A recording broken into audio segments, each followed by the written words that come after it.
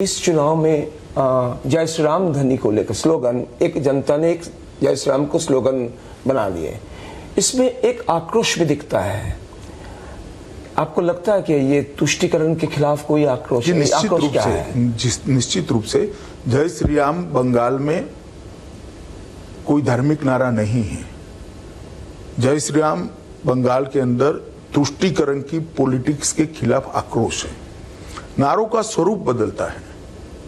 एक नारा वंदे मातरम जो एक जमाने में अंग्रेजों की खिलाफत के लिए था, आज वंदे मातरम देशभक्ति को प्रदर्शित कर कर युवाओं को भारत को मजबूत करने के यात्रा में जोड़ने के लिए है। नारों का स्वरूप बदलता है। अयोध्या के वक्त जय श्री राम का नारा जो था और यहाँ पर जो जय श्री राम का नारा था, दोनों में बहुत बड़ा अंतर है। यहाँ जय श्री राम का नारा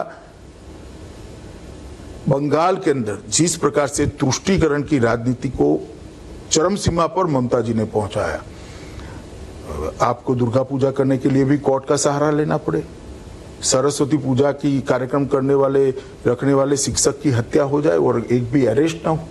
किस प्रकार का बंगाल इन्होंने बनाया है, इसके खिलाफ बंगाली जनता का आक्रोश है। और अगर ममता जी ये समझती है कि जय श्री राम का नारा हम लगा रहे हैं, तो उनको मालूम नहीं है नारा कभी नेता नहीं लगा सकते। नारा जनता लगाती है।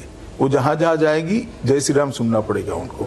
और मैं तो मानता हूं कि उनको उसमें तकलीफ नहीं होनी चाहिए। जी अमित जी, बहुत सारे लोग ये भी कहते हैं कि जब पश्चिम बंगाल में आते हैं तो ऐसा लगता है पाकिस्तान में आ गए हैं। यहाँ ना भारत का संविधान चलता है, ना यहाँ भारत के कानून है, ना सीबीआई आ सकती है, ना ईडी आ सकती है। आप जब यहाँ पर आते हैं, आपको भी क्या ऐसा ही महसूस होता है कि आप एक और किसी दूसरे देश में या ऐसे प्रदेश में आ गए? मैं पाकिस्तान जैसा शब्द प्रयोग नहीं करूंगा। मैं कभी नहीं चाहूंगा कि ऐसा कभी हो, परंतु मैं इतना जरूर मानता हूं कि लॉलेसनेस है यहाँ पर। कानून और व्यवस्था की परिस्थिति सुधीर जी ठीक नहीं है और पूरे एडमिनिस्ट्रेशन का पॉलिटिसाइजेशन कर दिया गया है, पूरे एडमिनिस्ट्रेशन का।